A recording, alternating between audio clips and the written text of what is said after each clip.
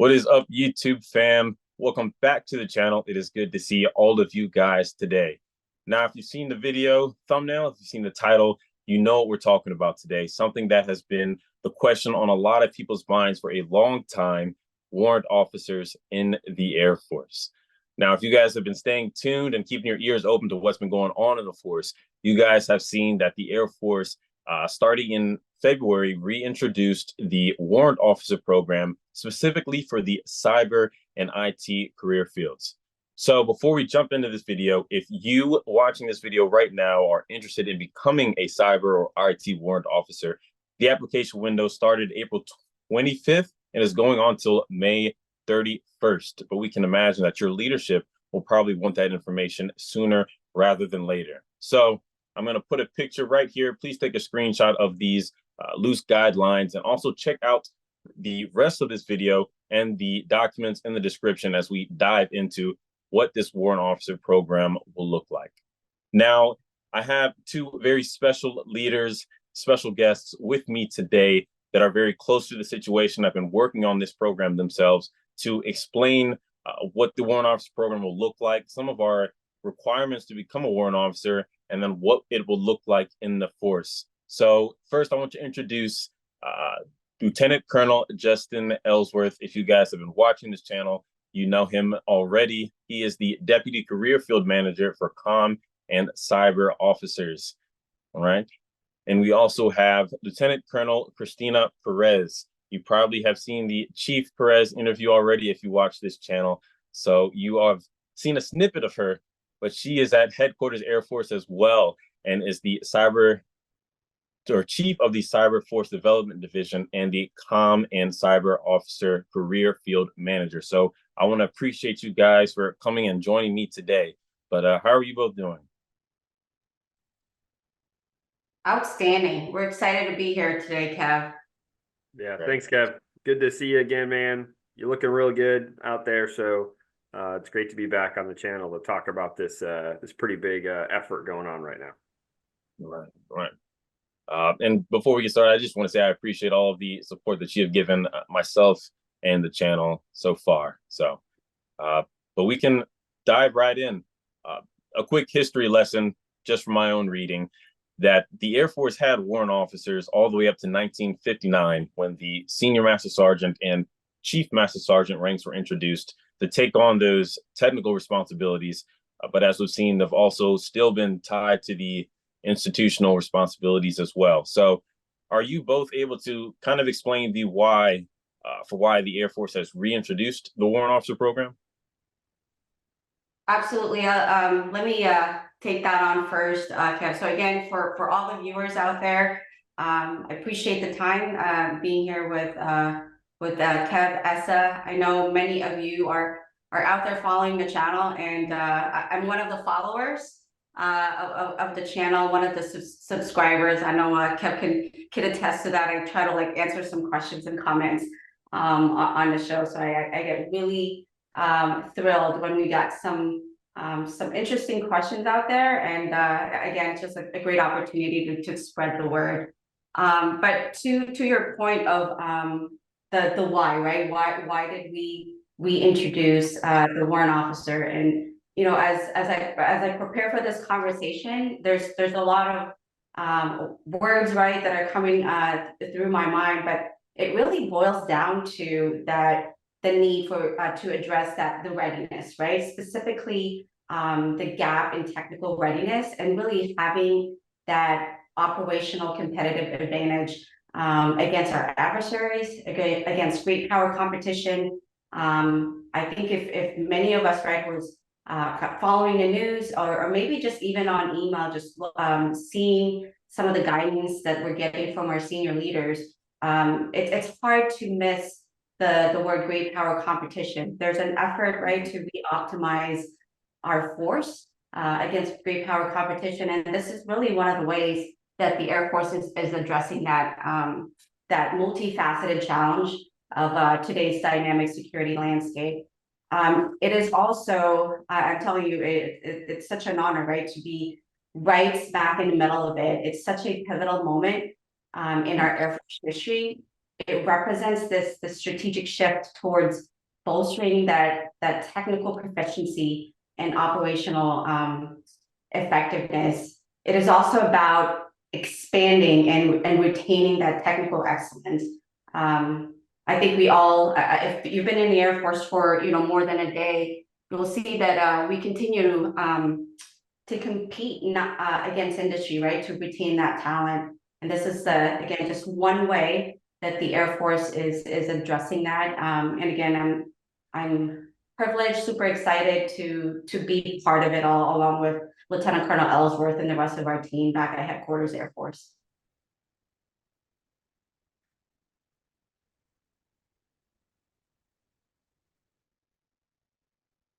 Thank you, Colonel Perez. Colonel Ellsworth, do you have any words to add to the why? Yeah, I think Colonel Perez did a phenomenal job of kind of explaining kind of the why behind everything. I think what this really comes down to at the end of the day is how we as United States Air Force maintain our competitive edge against our adversaries. And so by having this new core of warrant officers, being those technical subject matter experts, being those technical leaders that we need, is only going to make us that much more competitive in the future. So again, I think she hit the nail on the head with kind of the why behind it. A lot of folks always ask us too, why, comm, IT, and cyber, why there? I think we all know that those skills are pretty perishable. And if you're not using those on a daily basis and you've kind of been maybe away from the keyboard for a certain period of time, you kind of lose those skills a little bit. So again, just kind of refocusing there is going to be absolutely critical for the future. I agree. Now, I guess the question would be asked, what is a warrant officer in the Air Force going to look like? We've seen this in the Army, but we have these new requirements out. You have to be E5, 5 years in service. Can we dive into some of those and why these requirements were set? Yeah, so I can start it off a little bit to address the first portion of your question, Kev, and then I can hand it over to Colonel Ellsworth here. But what is a warrant officer, right? For most of us, or many of us who may have worked with sister services, Army, Navy, right? They have warrant officers in their force, and when you see and you take a look at the role that they play, it's basically the same role. We expect the same roles. Your technical experts, technical leaders, advisors. Some of them will find themselves in a training role capacity. And so again, that technical experts and technical leadership is something that I know in my 25 years in the Air Force is a need, is a gap that we have. And so we expect our warrant officers to fill that gap. But as far as the requirements, I'll have Colonel Ellsworth address that. Yeah, absolutely. So as we kind of look at the PSDM, and Kev, we were kind of talking about this before we kind of started about how fast we are moving with this. I mean, really, right. Secretary of the Air Force made this announcement at AFA in the middle of February, and between February and April 25th, when the PSDM was launched, there was a lot of work happening in there. I mean, we created 2 brand new Air Force specialty codes.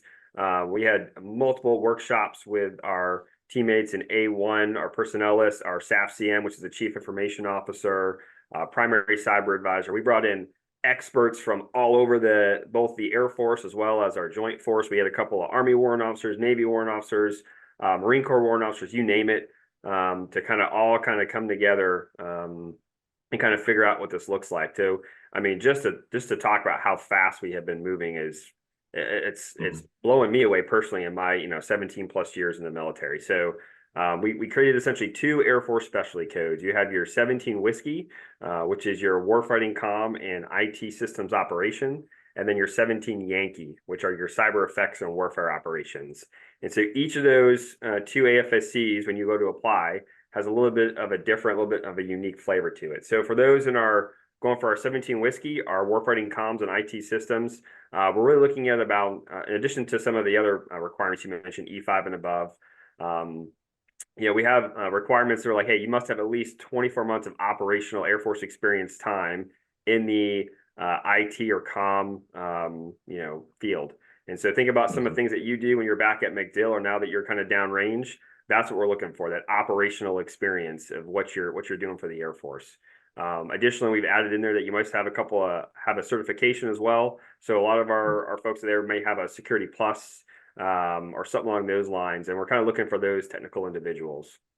When you go to our 17 Yankee on more of the cyber side, we're looking at folks who have a senior level proficiency or equivalent, NSA equivalent, in a U.S. Cyber Command work role. And so again, looking for those technical experts who've been around the block for a minute and know what they're working on. If you're looking to become like a capability developer, hey, maybe you've done some time in a capability development squadron. You know, our 90th Cyber Operations Squadron down in San Antonio, that's what these men and women do every single day. So that's right up their alley. Or maybe they're a graduate of our Computer Network Operations Development Program at the NSA. And so again, if you're kind of getting the gist here, this is really meant for those who are technical experts.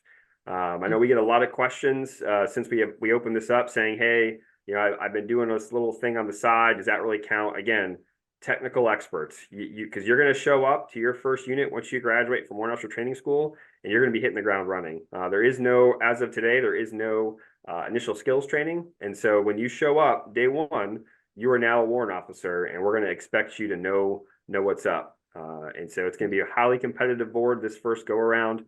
And so just something to kind of keep in mind as we go forward. But those are really the requirements we're looking for. And that's pretty universal because this is a total force effort. So we're going to have some come to the Reg Af, we're going to have some go to the Guard, and some go to the Reserve. And so again, it's a pretty universal requirement. But we always encourage folks too, in case you're kind of like, hey, does that mean me? Do I qualify? If you look at the PSDM, it does give an org box on there, which goes to us, and you can ask us all those questions. Hey, what does this mean? Do I qualify? Do I not qualify? So we can kind of help out with that. Yes, and you mentioned how competitive this first board is going to be. I saw we have 60 total slots going to the active, Guard, and Reserve components. Is there any reason that number 60 is being pushed? So that was just kind of the initial breakout from the teams. And so a lot of this has to do with funding as well. So when you start looking at, hey, you're bringing on new manpower. Okay, well, you have to fund that manpower. And so again, we want to make sure that we were starting kind of small. So yeah, total force of 60. So think about that. We're only picking 60 from this first board. We're kind of taking some guesses on how many folks we think will apply. So you can imagine if you get a few thousand people that apply for 60 slots, that's a pretty low selection rate. Right. But we say that to say, don't be discouraged. Like I promise you, this is not the only warrant officer board we're going to have. We're going to have more warrant officer boards. But what we want to do for this first one is let's do the board and let's do an assessment. Let's kind of learn those lessons. Hey, what worked, what didn't work? Let's iterate from that, and then we can kind of have a second board come online. And so for those who might apply that don't get picked up, please don't get discouraged. If you have a passion for this and you've got that expertise that we need, look forward for that next board to apply. But yeah, 60 is a very small number to first try out because we're not just trying out the board, we're also trying out Warrant Officer Training School. And so they're going to go down to Maxwell Air Force Base at Air University and go through a program there. So the same thing, Air University wants to learn as well. And so we don't want to put 1,000 people through that pipeline right out the get-go. Hey, let's put this initial 60 through and let's kind of see how it goes. What worked, what didn't work, and then we can kind of, make it better for the next go-around. And now we've mentioned Warrant Officer Training School a few times. Do we have any sneak peek of what that's going to look like? Yeah, that's interesting, right? So it's Warrant Officer Training School. What we do know is it's going to be based out of Maxwell Air Force Base in Alabama. And it's as far as the curriculum itself, most of it will mirror our officer training school, but there are going to be specific blocks or modules that are obviously specific to what is a warrant officer, right? What does that mean? And so again, because this is the first training school, a lot of that is going to be incrementally changed along the way as we get more feedback from the instructors and also the students, right? Or going through that training pipeline. But if I can add to Colonel Ellsworth's point real quick, Kev, because this is something that we've seen all over social media as far as the question of, hey, why comm and cyber career field, right? Why not expand? Like, hey, I'm a maintainer. You know, we need that.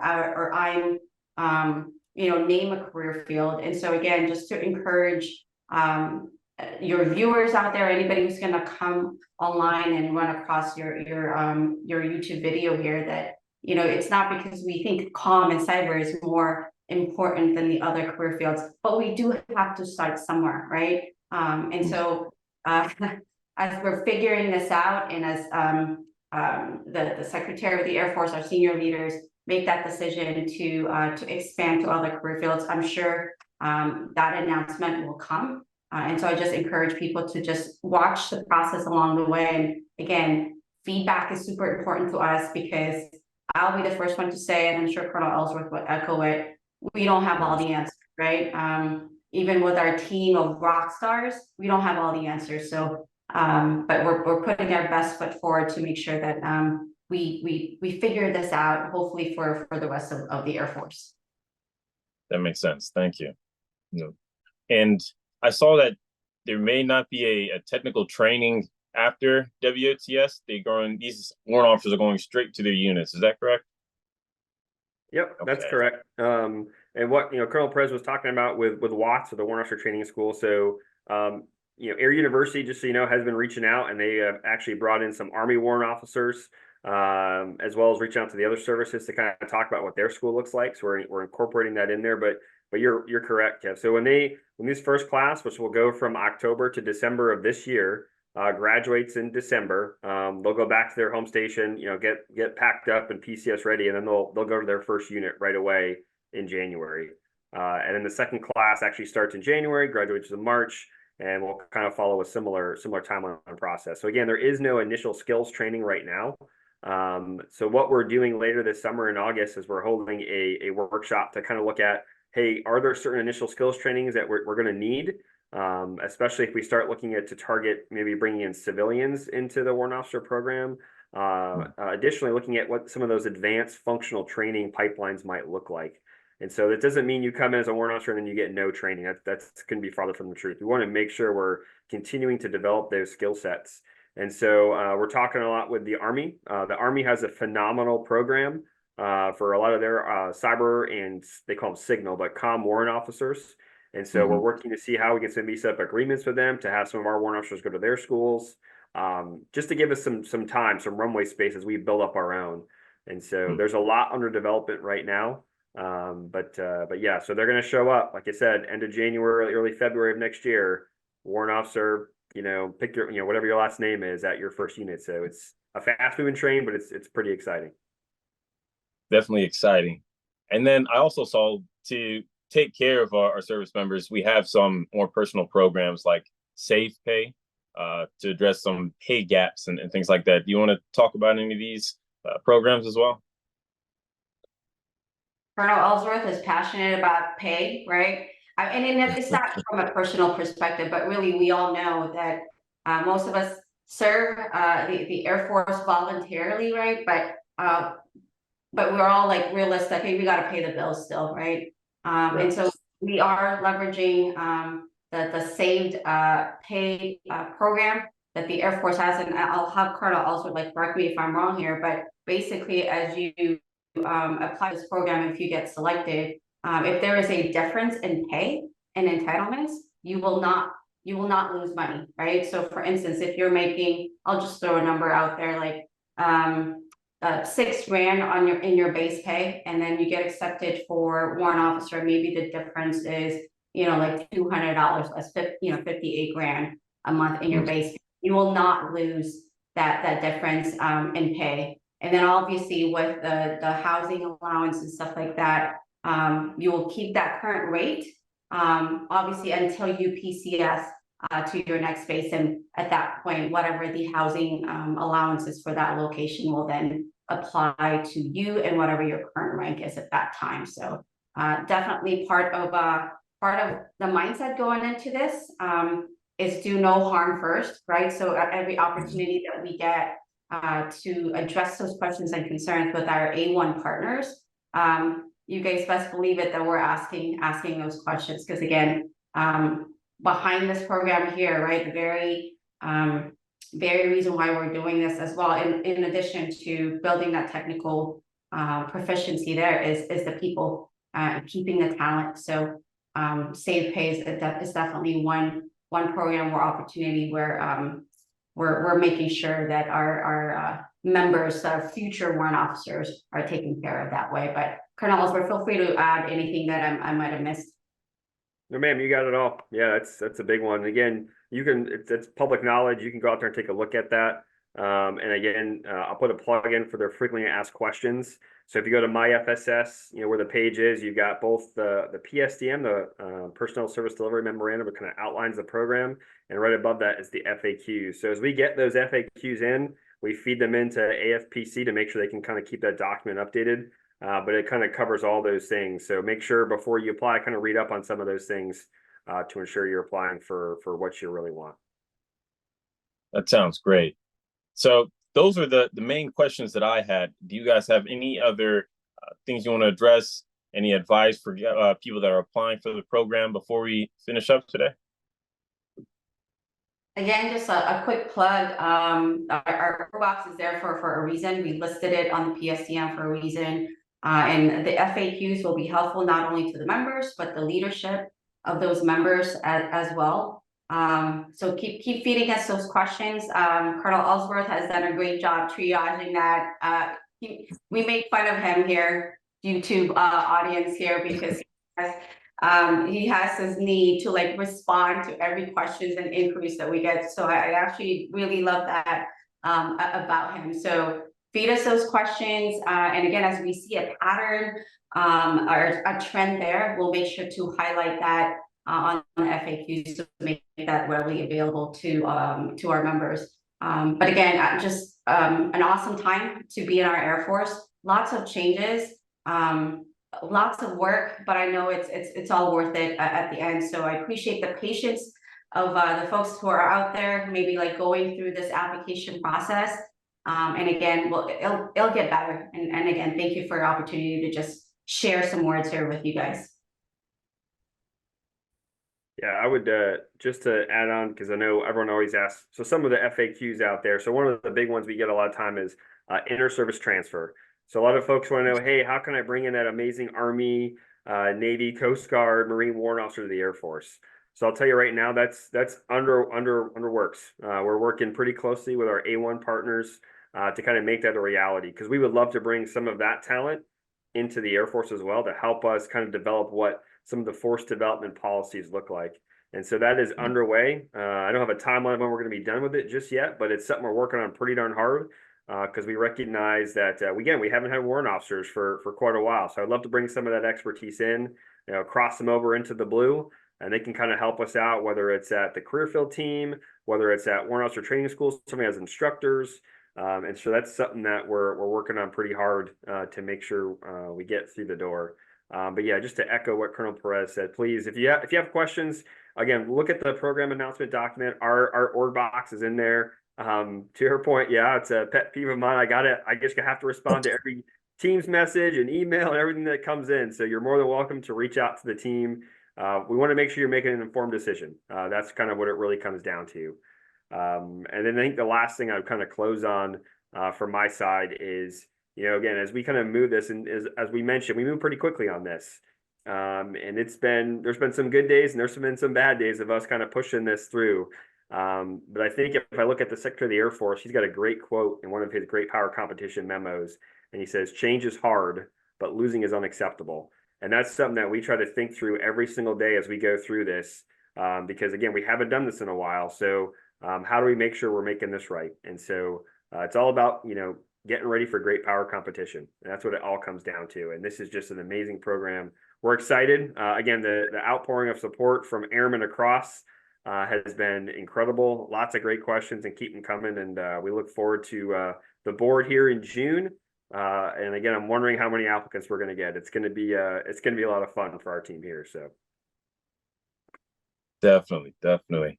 Well, as both of you guys were saying, the FAQs, I'm going to leave the document that I have in the description below. Please take a look at that. And again, May 31st is the application window deadline. So anybody watching who is interested in the warrant officer program, please check it out. And sir, ma'am, I really appreciate you guys taking the time to come on the channel and explain and get a lot of good information out. Yeah, thanks. I'll just say, because I did it my one what we did when I was your squadron commander. Don't forget to like and subscribe to this man's channel. A lot of great information. I know I do, and we keep an eye on what you're posting. So I'll put that plug in there, but I'll turn it over to Colonel Perez in case she has any final remarks. All right, guys. Again, appreciate your time. Keep following Kev. He's got a wealth of information. I think he's got a great pulse for what not only our airmen want to know, but maybe people who are just like interested, right, in joining our team, joining the Air Force team. So keep following him, subscribe if you like this video, and maybe we'll see you guys in another video. Definitely. Thank you both again. And as they were saying, please check it out. Any questions, you can leave them below, and like and subscribe as always. But I thank you all for watching, and y'all have a blessed day.